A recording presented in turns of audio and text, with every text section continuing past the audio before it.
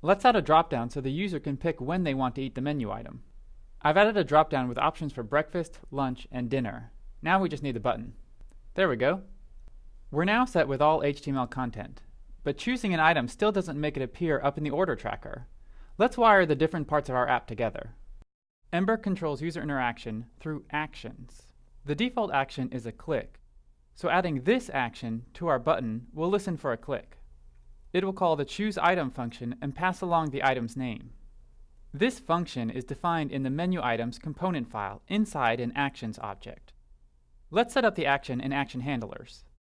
Clicking the button now calls this function with the item's name. We need to create this function in the component file.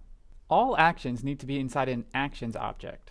Note that this is actions with an S, while this is action without an S. The function is called choosEitem and it receives the menu name. When the button is clicked, the Order Manager service needs to be updated with the new selection. We don't have access to the Order Manager in this component yet, so we just need to inject it. Now we have access to the Order Manager service under this name. To update the service when the button is clicked, we first get the service and tell it which meal to add the item to. Remember that this method already exists on the Order Manager service object. I've hard-coded the default meal time to breakfast, but users really should be able to choose the meal.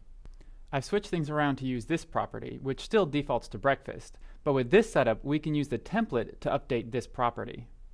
This adds an action to the select element that fires on change instead of when being clicked. It calls the change category function and passes along the value that was selected. The change category function just updates this field. Now we can choose a menu item and have it show up in the order tracker. How awesome is that?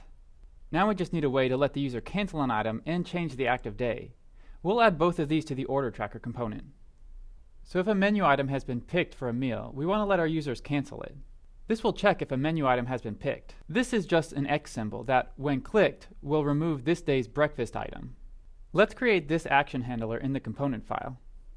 This remove function tells the Order Manager service to remove the menu option for the meal time of the passed-in day.